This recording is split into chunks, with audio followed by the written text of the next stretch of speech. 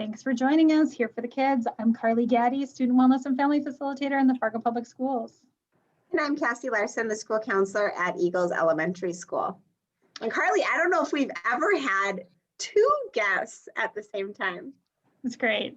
It's great. And I love that how we got our guests today. I mean, they're part of our Fargo Public Schools family, but that James was like listening and reached out and said, I have a topic for you. So thank you so much, James. I think that's fabulous. And this is, as I said to you in an email, like one of the best kept secrets in Fargo is early childhood special education, which we'll spend some time talking about today. Awesome. But before we get into that, we love to express gratitude, grow those positive neurons and pathways in our brain. Carly, it's like 40 degrees outside. You just stole mine, Kathy. I had to go there. I said yesterday that if winter was like 35 and sunny every day, no problem. So loving this winter weather these last couple of days.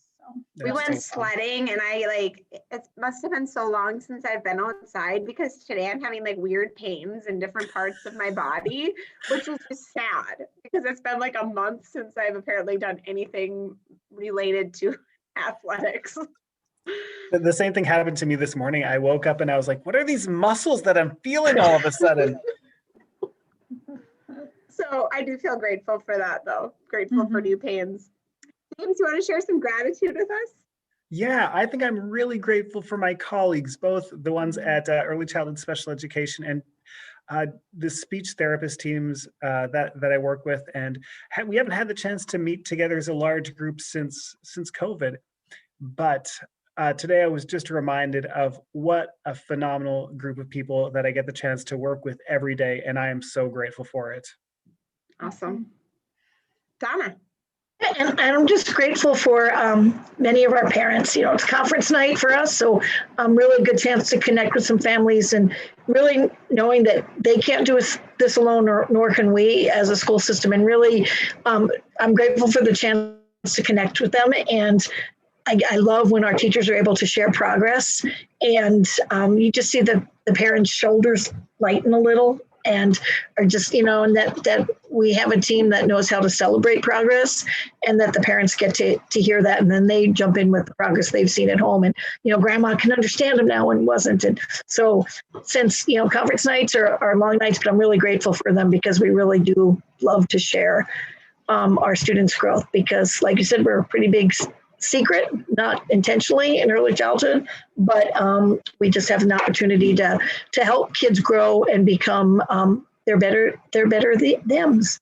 I don't know if that was even grammatically correct after a long day, but that's what we got.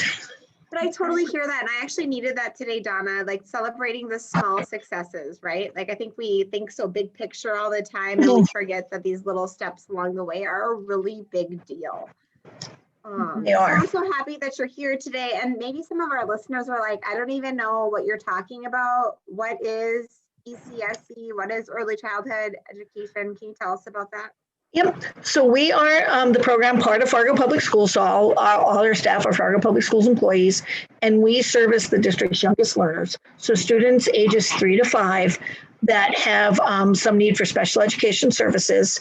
Whether it's a full disability that's identified, it can be autism, it can be other health impairment, speech and language impairment. There's a variety of them, or they just have documented delays. So their development is maybe not where they should be for their age, and significant enough that they come into our program.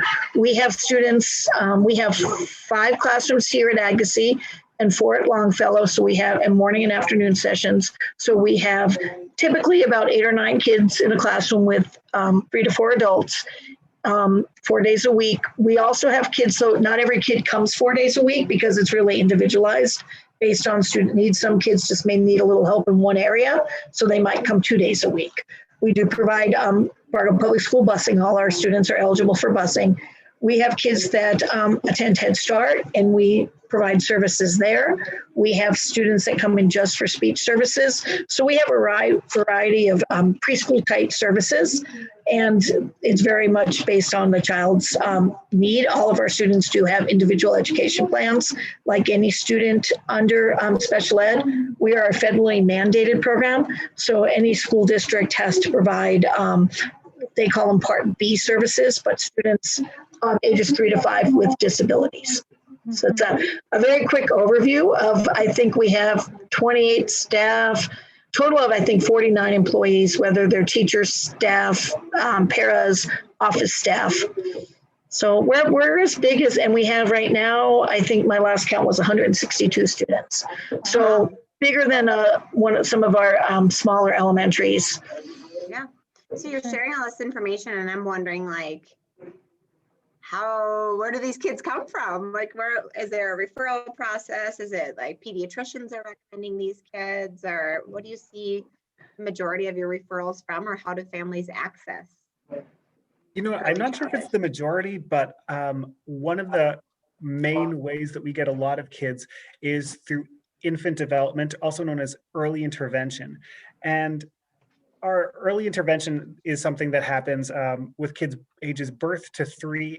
And as kids get older and as they approach 3 years of age, then we start thinking about that transition and getting them from early intervention into our program. And actually, this year, thanks so much to Donna, we started something called the evaluation team, which has really helped with streamlining that whole process. So we can be that first interaction that parents and families have with Fargo Public Schools, and kind of guiding them through the process of evaluation and finding out how their child qualifies for services and what those services should look like, so that we can make sure that those kids get the help that they need. And we talked a little bit about conferences and sharing that progress and feeling just those little steps really make a difference. And the sooner we can get kids on that path and start taking those little steps, the easier it is for all of us. So that's part of it. But also, so infant development is one way. We do take pediatrician referrals. Also, parents can call and say, hey, I've got some concerns. And we have a community screening that we do just about every month, the first Wednesday of the month. And so parents can either call and do that, or they can even sign up online. It's really, really simple. And it's a great way to just take an hour out of your day and figure out, is my kid on track? Are there problems that we need to look at a little bit deeper? And so those are the main ways. Donna, am I missing any of them? No, I think you said, yep, and when we get referrals from pediatricians, sometimes we'll go right to that assessment for special ed services. Sometimes we'll say, well, there's not enough here for us to make a determination. We'll go through screening first.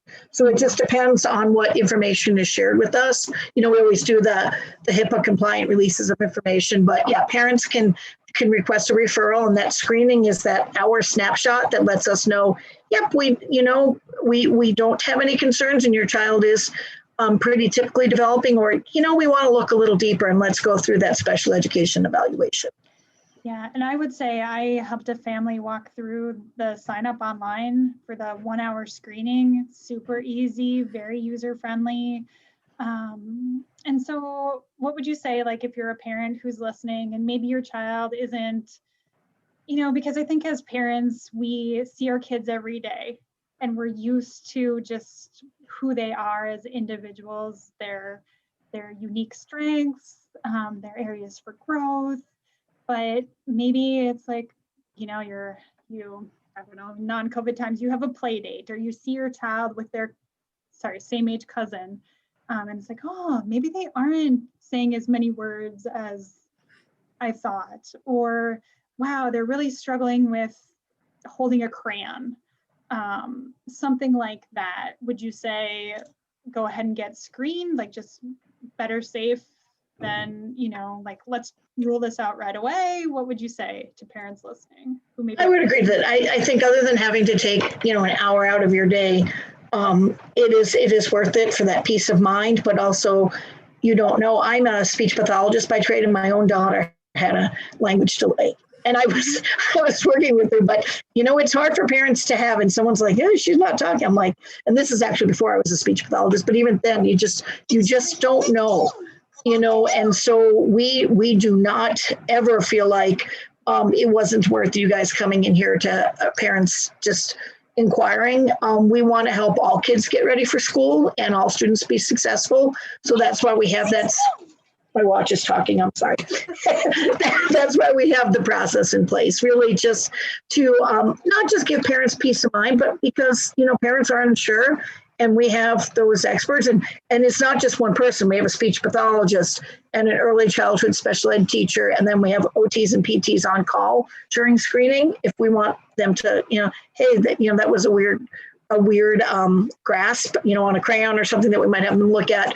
But our team is a little bit different than any other building in that we're very team approached. So we really follow that transdisciplinary model where we know as a ECST teacher, I call them mini speech pathologists, but they have worked so long alongside speech pathologists, and the speech pathologists have worked alongside our OTs and our teachers that they say, well, I might not be the person that winds up providing services for this, but I know we need to look deeper into it. So.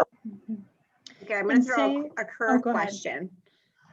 Say I'm listening to this and I have a kid who's going to start kindergarten in the fall, and I'm like, shoot, is it too late to have them screened? Should we have done some early intervention? Like, would you have a recommendation for a parent who's maybe feeling like, I don't know, not that it's too late, but what's the cutoff date for for services, or what kind of recommendations do you give families if they do not qualify for ECSE?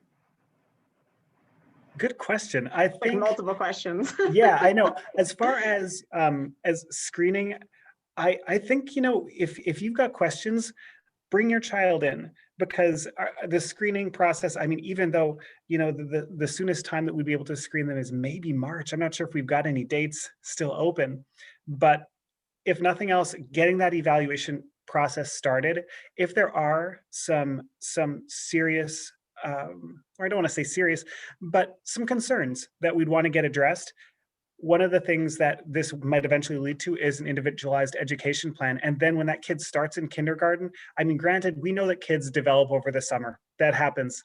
And so we want to keep room for that. But if there are significant needs, when they start in the fall, if they've already got a plan in place, then it's just so much easier to kind of get the ball rolling and help them catch up with their classmates to begin with.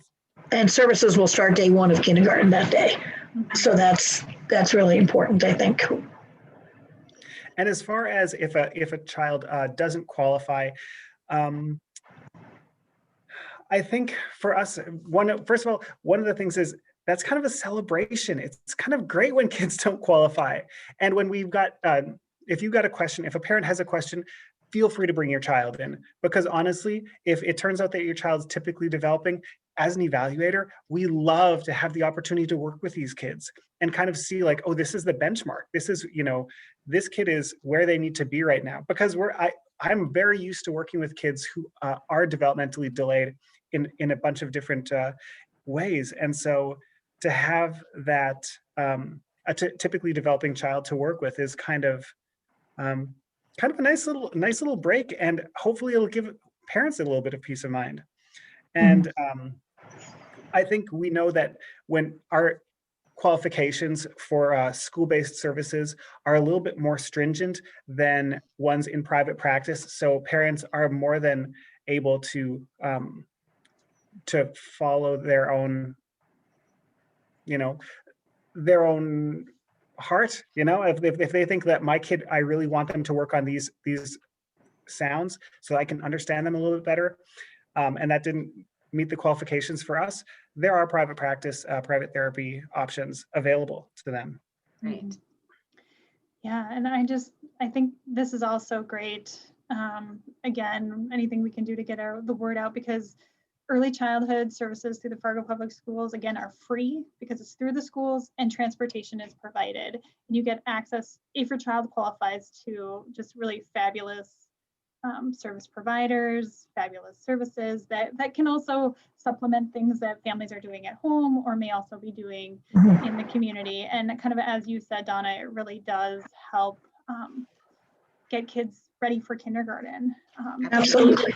Even if they would be screened yet this year, and they're already 5 and they're going into kindergarten in the fall, like you said, like it helps get things in place, ready to go that first day of school or before if they're younger. So fabulous. And Carly, I want to follow up on something you said about, outside services. We collaborate really well with outside services. So if a parent is getting, a child's getting dual serve, say Sanford Speech and us, we collaborate, we call, with parents' permission and with release of information so that we're working on goals, maybe we're splitting goals, whatever works best for that child. So we're not going off in different directions. We really try to dovetail our services so that we're kind of wrapping around the child and providing the best supports that the child can have. But we know there's, we definitely have a school focus and everything we have to do has to have an educational impact. But then we listen to, you tried this, speech device for the child, just talk, okay, what are you working on or what are your goals? And we really collaborate together. I love how you said that and then just wrap around, because that in my head, I was almost thinking like one or the other, but it actually can be both. And then how do we support each other? So, and many of our families do.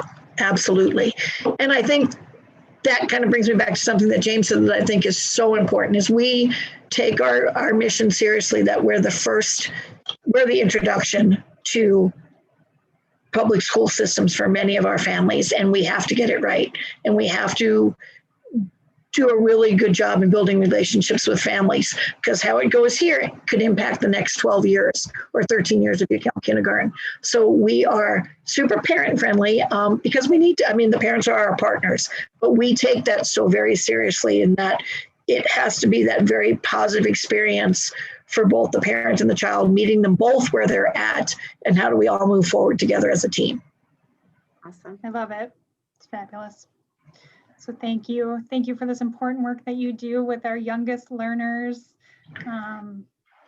It's appreciated and you're making a difference. Yeah. Well, thank you for having us. Thanks for our podcast, James. Yay, James. Fabulous. Yeah, Way to go, absolutely. He's one of our treasures. He is one of our treasures. Started with the eval team and has been able to, what we needed to do is build our, if we ever get through COVID, he's going to be screening out in daycares. They don't have to come to us, but we haven't been able to get there yet. But that was part of the vision we had to, Wow, is how do we become more accessible. So that's Yeah, awesome. awesome. this is all his brainchild right here. So this is good. Oh, well, thank you so much. Thanks for joining us today. Yeah, and thank you again so much for what you two are doing, Carly, Cassie. Mhm. It's just such a pleasure to be here and to see all that you're doing. And we appreciate that you're here for the kids. No, thank Absolutely. you. It's like a good ending. So talented. Thanks.